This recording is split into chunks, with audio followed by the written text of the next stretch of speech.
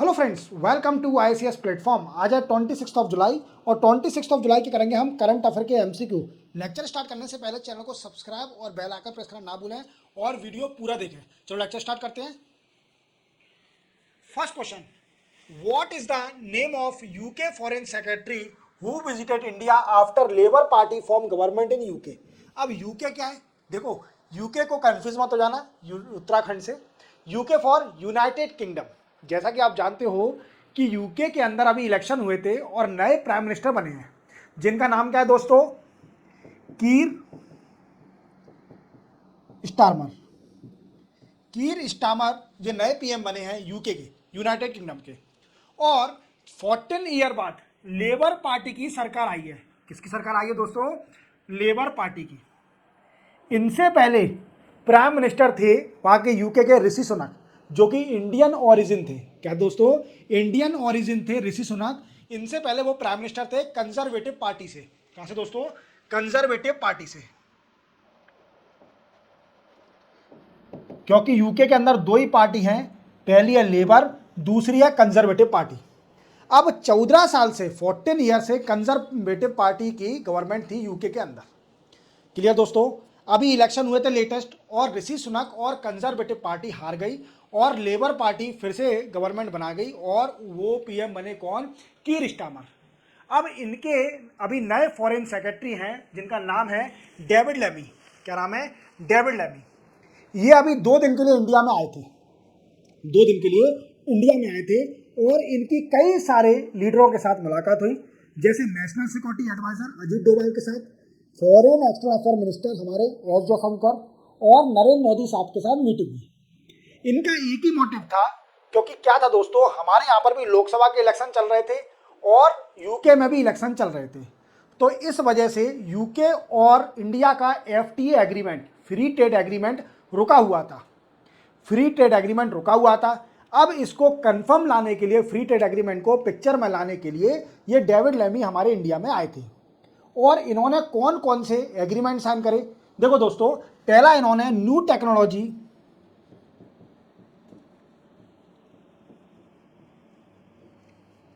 Security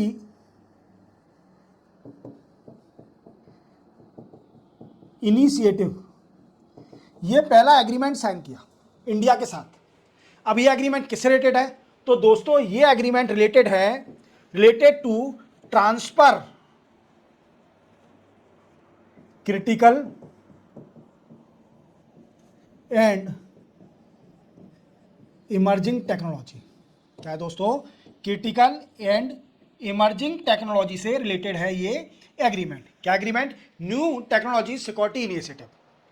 और दूसरा agreement इन्होंने साइन किया कि FTA जो हमने इंडिया और यूके ने एग्रीमेंट साइन करके रखा है उसको पिक्चर में लाया जाए, मींस उसको इंप्लीमेंट किया जाए, मींस फ्री ट्रेड एग्रीमेंट को इंप्लीमेंट किया जाए जो रुका हुआ है। इसको इंडिया और यूके और यूरोपियन यूनियन के बीच में फ्री ट्रेड एग्रीमेंट को पिक्चर में लाया जाए। अब फ्री ट्रेड एग्रीमेंट से हुआ क्या दोस्तों? कि फ्री ट्रेड एग्रीमेंट से बेनिफिट ये होगा दोस्तों कि दो कंट्री के बीच में ट्रेड बढ़ जाएगा। क्या बढ़ जाएगा? दो कंट्री के बीच में ट्रेड बढ़ जाएगा। क्यों? क्योंकि जो कस्टम ड्यूटी लगती है फ्री ट्रेड एग्रीमेंट के बाद, कस्टम ड्यूटी निल हो जाएगी, या फिर कुछ प्रोडक्ट पर निल हो जाएगी, या फिर टैरिफ जो लगता है बॉर्डर एरिया पर, किसी भी कंट्री से अगर इंपोर्ट करते हैं तो टैरिफ लगता है, कस्टम ड्यूटी लगती है, वो निल हो जाएगी या कम हो जाएगी। तो उससे क्या होगा दोस्तों? कंपटीशन बढ़ेगा बिटवीन फॉरेन प्रोडक्ट और डोमेस्टिक प्रोडक्ट, और दूसरी बात, ट्रेड का भी इंक्रीमेंट होगा। समझ में आ गया? तो आप नाम याद रखना, फॉरेन सेक्रेटरी के जो नए बने हैं डेविड लेमी। डेविड लेमी ये हमारे इंडिया में आए थे और नए फॉरेन, देखो कितने सुंदर हैं। वाह यार, ऐसे सुंदर तो मतलब कहाँ कहाँ मिलते हैं? यूके में भी मिलते हैं कैसे इतने सुंदर लोग वहाँ। ठीक है, जो भी है, पर इनका नाम रखना डेविड लेमी है। यूके के नए फॉरेन सेक्रेटरी जो 2 दिन की ट्रिप पर आए थे इंडिया में for signing the some of agreement that is related to FTA और the new technology security initiative. Which year of anniversary of friendship between India and Colombia was celebrated? देखो दोस्तों, कोलंबिया कंट्री कहाँ पर है? तो Colombia country याद रखना दोस्तों, इसका फ्लैग है, देखो फ्लैग कितना सुंदर है इसका, और ये हमारे भारत का है, इसका तो कोई तोड़ ही नहीं है, तो कितना सुंदर है। ठीक है, ये फ्लैग कोलंबिया कंट्री है लैटिन अमेरिका में। लैटिन अमेरिका, लैटिन अमेरिका क्या? साउथ अमेरिका कॉन्टिनेंट के नॉर्थ साइड देखना तो आपको एक कंट्री दिखेगी, कोलंबिया कंट्री। अब इंडिया के भी इससे एग्रीमेंट है, फ्रेंडशिप है। अभी क्या हुआ है कि इंडिया के 65 साल 65 ईयर हो चुके हैं फ्रेंडशिप हुए इंडिया और कोलंबिया से। तो 65th एनिवर्सरी इंडिया और कोलंबिया ने सेलिब्रेट करी और अपने अपने अचीवमेंट को दर्शाया। क्या फ्रेंडशिप में क्या दोस्तों कि 65 साल हो गए, मतलब जैसे किसी कपल की शादी को 2 साल 3 साल 4 साल 5 साल 10 साल हो जाते हैं, तो ऐसे ही वो सेलिब्रेट करते हैं अपनी एनिवर्सरी। ऐसे ही इंडिया और कोलंबिया ने अपनी फ्रेंडशिप को सेलिब्रेट करा। 65 ईयर हो गए हमारी दोस्ती कोलंबिया के साथ इंडिया के। अब कुछ कोलंबिया ने कुछ अचीवमेंट बताए इंडिया के और कोलंबिया के फ्रेंडशिप में। तो देखो दोस्तों, मैं आपको बता देता हूं कि इंडिया और कोलंबिया का जो ट्रेड होता है वो है नियरली $4.5 बिलियन। कितना है दोस्तों? $4.5 बिलियन इंडिया और कोलंबिया का ट्रेड। सर ये तो बड़ा कम है, क्योंकि कोलंबिया बहुत दूर है यार, साउथ अमेरिका कॉन्टिनेंट में है कोलंबिया। कोलंबिया बड़ा ही दूर है, इसलिए हमारा ट्रेड उससे कम है। पर ठीक है, $4.5 बिलियन ट्रेड है। इंडिया एक्सपोर्ट करती है कोलंबिया को, इंडिया एक्सपोर्ट नियरली $1.22 बिलियन। और अगर देखा जाए कोलंबिया का एक्सपोर्ट इंडिया को वो है $3.1 बिलियन। कितना दोस्तों? $3.1 बिलियन। इससे क्या शो होता है कि इंडिया ट्रेड डिफिसिट में है, इंडिया ट्रेड डिफिसिट में है। इतना समझ में आ गया। और जानते हैं, देखो दोस्तों, कोलंबिया के अंदर अभी एक कॉन्फ्रेंस होने वाली है जिसको बोलते हैं 16th conference of parties of convention on biological diversity.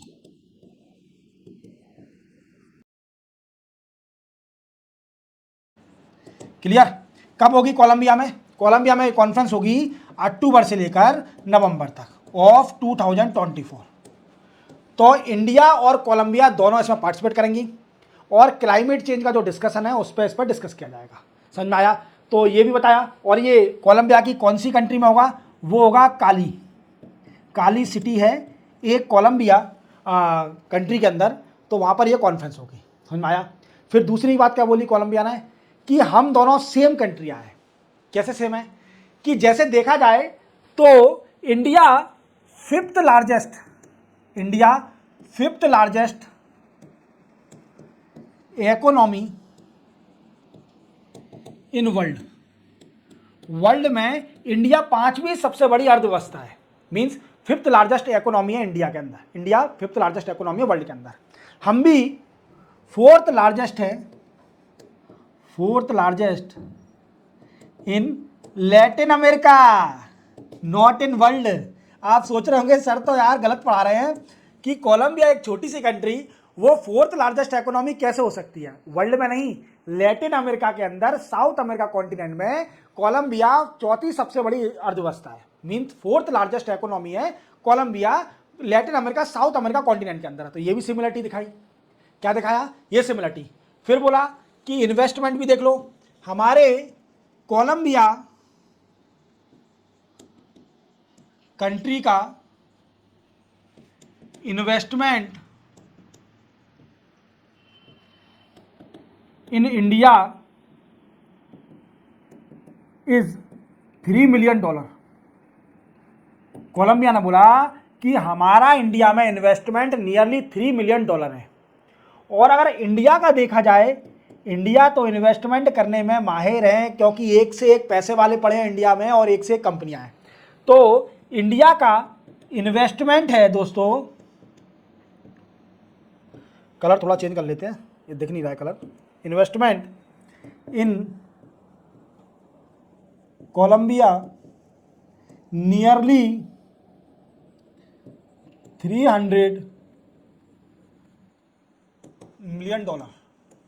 देख लो, इंडिया का इन्वेस्टमेंट है $300 मिलियन। तो समझ रहे हो आप मेरी बात को कि इंडिया को कम मत समझना, इंडिया का ही इन्वेस्टमेंट कोलंबिया में $300 मिलियन। इतना सारा इन्वेस्टमेंट, कहाँ 3 मिलियन और कहाँ 300, मतलब 100 टाइम मोर देन इंडिया का इन्वेस्टमेंट। अब इंडिया का इन्वेस्टमेंट कोलंबिया में किस बेसिस पर है? तो अगर देखा जाए तो ऑयल में, फार्मास्यूटिकल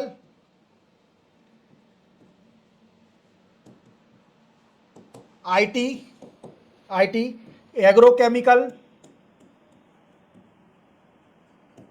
इस चीज में इंडिया का ज्यादा इन्वेस्टमेंट है। तो आप पूरी तरह समझ गए होंगे इंडिया और कोलंबिया के रिलेशन की फ्रेंडशिप को 65 साल की एनिवर्सरी सेलिब्रेट करिए इंडिया और कोलंबिया में। चलते हैं अपन नेक्स्ट क्वेश्चन पर। नेक्स्ट क्वेश्चन है how many of rupees has been allotted to railway ministry for Kavach in union budget. देखो आपको मालूम है 23 जुलाई को यूनियन बजट आया था। अब एक इंडिजीनियस टेक्नोलॉजी है कवच। कवच वो क्या है? ATP, what I means automatic train protection system. Automatic train protection system है इंडिजीनियस, पूरा कवच टेक्नोलॉजी हमारे इंडिया में बनी है, कहीं से इंपोर्ट नहीं करी है। उसके लिए यूनियन बजट में कितना पैसा अलॉटेट किया गया है? तो उसके लिए अलॉट किया है दोस्तों 112.57 करोड़, 112.57 करोड़। अब देख पा रहे होंगे दोस्तों कि हमारे इंडिया में कई बार ट्रेन का एक्सीडेंट होता है, कई सारी ट्रेनें का एक्सीडेंट हो जाता है क्योंकि कुछ कारणवश लोको पायलट जो भी होता है, ड्राइवर होता है ट्रेन का, वो सो जाता है या फिर सिग्नल चेक नहीं कर पाता या फिर सिग्नल रॉन्ग चले जाता है। तो इस कारण ट्रेनों का एक्सीडेंट हो जाता है। तो इसको रोकने के लिए हमारे इंडिया में एक इंडिजीनियस टेक्नोलॉजी कवच सिस्टम बनाया। क्या बनाया दोस्तों? कवच सिस्टम बनाया जो कि ट्रेन में लगा दिया जाएगा, ट्रेन में इंप्लीमेंट कर दिया जाएगा कवच सिस्टम। इससे क्या होगा कि कवच क्या करेगा दोस्तों? कवच एक ऑटोमेटिक ट्रेन प्रोटेक्शन सिस्टम है। मीन्स इसको जरूरत नहीं है किसी क्या असिस्टेंस की, ये ऑटोमेटिक है, ऑटोमेटिक टेक्नोलॉजी है। ये ट्रेन की ऑटोमेटिक ब्रेक लगा देगा अगर कॉलिजन होने वाला होगा तो। समझ में आ गया? तो इसका काम क्या होगा दोस्तों कवच का? ये एड करेगा, मीन्स मदद करेगा loco pilot to maintain speed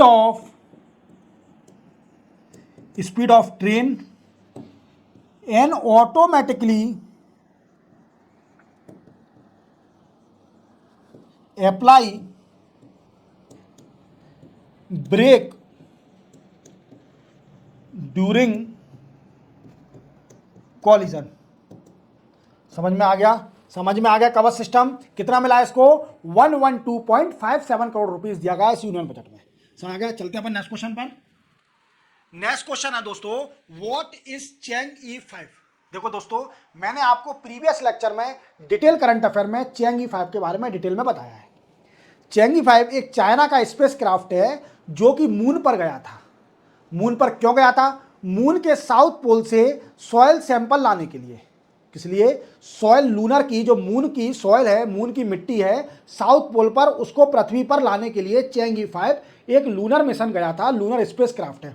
तो we can say is a China moon exploration spacecraft. अब ये सॉयल लेके आया और कहां गिरा? मंगोलिया कंट्री में गिरा। मंगोलिया कंट्री में सॉयल को लेकर गिरा और वहां से चाइना ने कलेक्ट कर लिया इसको। अब ये न्यूज में क्यों है दोस्तों?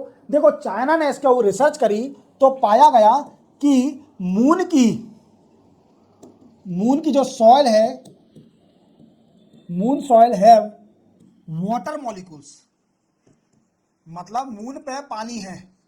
ये डिसाइड हो गया कि मून के साउथ पोल पर पानी है, मून के साउथ पोल पर पानी है। तो दोस्तों अपने बोरी बिस्तर बांध लीजिए, अगर पृथ्वी से थक गए हैं पृथ्वी पर रहते रहते, अब हम जल्दी मून पर जाने वाले हैं, हमारा मकान अब मून पर बनने वाला है।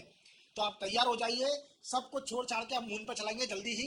तो मून पे पानी की खोज हो गई है, अगर पानी मिल गया तो ऑक्सीजन की भी खोज हो जाएगी। और ये भी बोला गया दोस्तों कि जो इंडिया का मिशन था, इंडियाज मिशन, इंडिया चंद्रयान 1, उसने भी क्या किया था दोस्तों?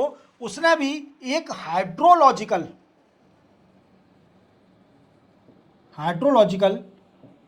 मिनरल पाए थे वहां पर in the form of hydrogen and oxygen molecules.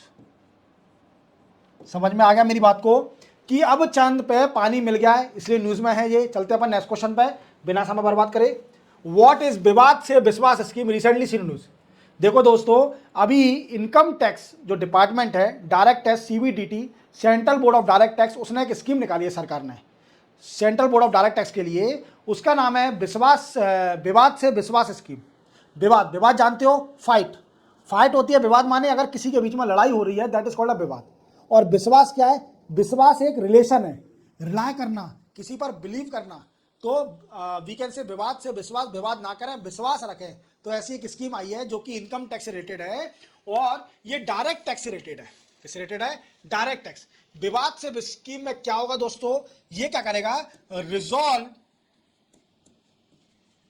Dispute of direct tax का डिस्प्यूट को रिजॉल्व करेगा। समझ में आ गया इतना? चलते अपन नेक्स्ट क्वेश्चन पर। नेक्स्ट क्वेश्चन है, which city was selected for Olympic and para Olympic winter game by international Olympic Committee for 2034। देखो 2034 जो है ईयर आएगा, 2034 ईयर, उसमें जो पारा ओलंपिक और विंटर ओलंपिक होंगे, Olympic we can say Olympic and para Olympic winter game, वो किस सिटी को सिलेक्ट करा है 2034 होस्ट करने के लिए। तो वो सिलेक्ट करिए दोस्तों सिटी। देखो आप दिखा रहे होंगे जी, सॉल्ट लेक सिटी उटा of USA. Salt lake city उटा ऑफ यूएसए को सिलेक्ट करा है।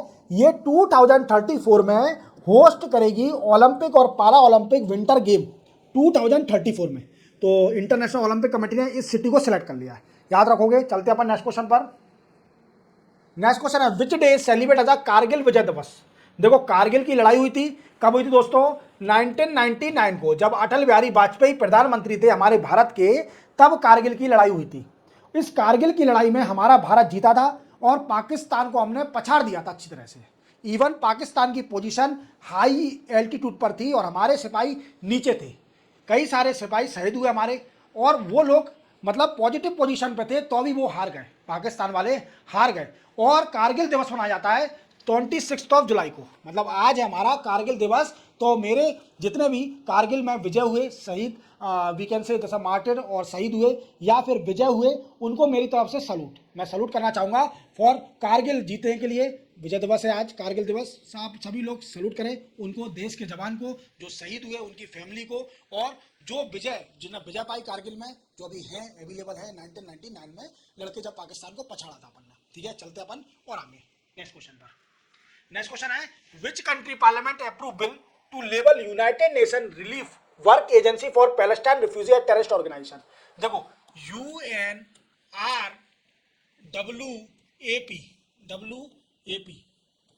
देखो ये एक यूनाइटेड नेशन का प्रोग्राम है जो पैलेस्टाइन लोग हैं, आप जानते हो कि इसराइल में और हमास में लड़ाई चल रही है। ठीक है, पैलेस्टाइन एरिया में और इसराइल में लड़ाई चल रही है। और क्या कर रही है? यूनाइटेड स्टेट है, आप जानते हो यूनाइटेड स्टेट हमेशा influence by western country. But UN क्या कर रही है? जो पैलेस्टाइन लोगों पर अत्याचार हो रहा है, मर रहे हैं, उनकी मदद कर रही है और हमास एरिया से जुड़ी हुई है। अब इसराइल को इस बात का अच्छा नहीं लगा, तो इसराइल की पार्लियामेंट ने एक बिल पास कर दिया और इस ऑर्गेनाइजेशन को टेररिस्ट ऑर्गेनाइजेशन घोषित कर दिया। On the reason that this organisation connected with Hamas से कनेक्टेड है। अभी मैंने आपको प्रीवियस लेक्चर में एक न्यूज़ बताई थी कि इंडिया ने इस यूनाइटेड नेशन प्रोग्राम में हर साल $5 मिलियन कंट्रीब्यूट करेगी, जिसमें से इंडिया ने $2.5 मिलियन पहला इंस्टॉलमेंट दे दिया है। क्या दे दिया दोस्तों? $2.5 मिलियन पहला इंस्टॉलमेंट दे दिया है। दूसरा इंस्टॉलमेंट बचा है, तो इंडिया इसको पैसा देगी, इस यूएन के प्रोग्राम को, जो पैलेस्टाइन लोगों को मदद कर रही है, रिफ्यूजी लोगों के लिए। पर इसराइल पार्लियामेंट ने एक बिल पास करा और इस रिलीफ मेजर को, यूनाइटेड नेशन को टेररिस्ट ऑर्गेनाइजेशन घोषित कर दिया, क्योंकि उनका कहना था on the reason that this relief organisation connected with Hamas. समझ रहे हो मेरी बात को? चलते अपन नेक्स्ट क्वेश्चन पर। Who is reelected Indian women in International Olympic Committee for second term. देखो आप जानते हो कि इंटरनेशनल ओलंपिक कमेटी में सबसे पहली इंडियन वुमेन बनी थी नीता अंबानी। इनको तो आप सभी जानते होंगे, नीता अंबानी। और ये मुंबई इंडियन टीम आईपीएल की टीम की मालिक हैं। इसके साथ हमारे इंडिया की सबसे अमीर मुकेश अंबानी की वाइफ हैं, जिसका रिलायंस जियो आप चलाते हो, वो है इनका। ठीक है, अब क्या है दोस्तों कि इनको ये सबसे पहले इंडियन वुमेन थी जो इंटरनेशनल ओलंपिक कमेटी की मेंबर बनी थी इंडिया से, और सेकंड टाइम इनको री इलेक्ट कर दिया है, तो दूसरी बार भी जो री इलेक्ट हो गई हैं इंटरनेशनल ओलंपिक कमेटी के अंदर। याद रखोगे। चलते अपन आगे। Which days observe world brain day. तो वर्ल्ड ब्रेन डे पड़ता है दोस्तों 22 जुलाई को। 22 जुलाई को वर्ल्ड ब्रेन डे पड़ता है और वर्ल्ड ब्रेन डे ऑब्जर्व करा जाता है। इसका एम क्या होता है? एम टू स्ट्रेंथन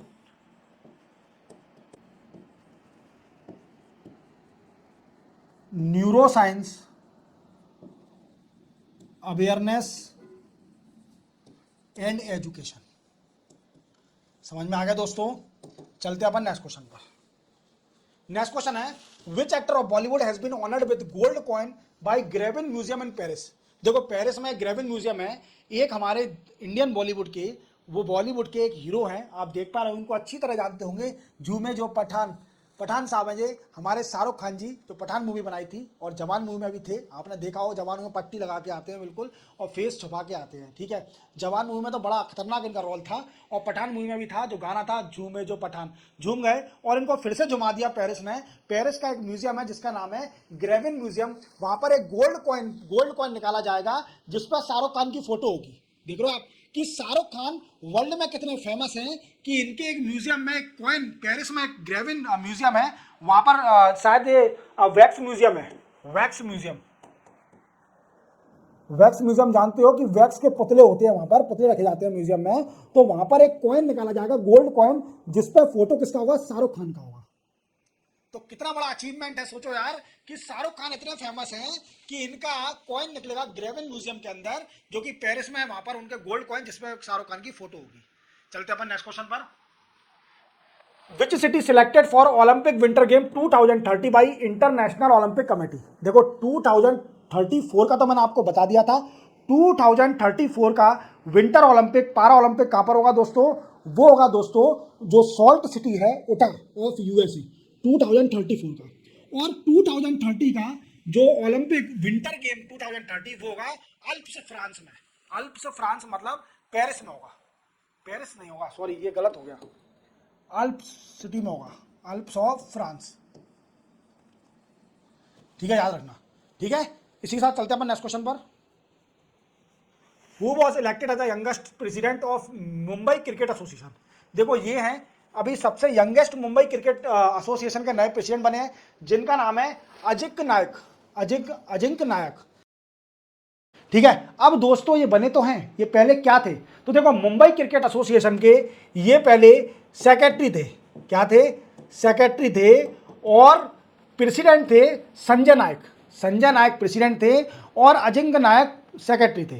समझ में आया मेरी बात को? अब इलेक्शन हुए तो अजिंक्य नायक को प्रेसिडेंट बना दिया, संजय नायक को हटा दिया, अजिंक्य नायक सबसे यंगेस्ट प्रेसिडेंट बने हैं मुंबई क्रिकेट एसोसिएशन के, याद रखोगे। चलते अपन नेक्स्ट क्वेश्चन पर। नेक्स्ट क्वेश्चन है, what is the name of new PM of Estonia country who took office on 23 जुलाई। 23 जुलाई को एस्टोनिया के नए प्राइम मिनिस्टर बने हैं जिनका नाम है क्रिस्टन माइकल। देखो इनका फोटो देख लीजिए आप, क्रिस्टन माइकल कितने सुंदर हैं और बॉडी देखिए, बिल्कुल माइक लगाए हुए हैं, अब बोल रहे हैं कि हम बन गए हैं एस्टोनिया के नए प्राइम मिनिस्टर, तो बड़े ही खुश हैं। तो इसी के साथ 26 जुलाई के करंट अफेयर के एमसीक्यू कंप्लीट होते हैं। चैनल को सब्सक्राइब और बेल आइकन प्रेस करना ना भूलें। मिलते हैं हम कल 27 जुलाई को नए करंट अफेयर एमसीक्यू के साथ, तब तक के लिए जय हिंद।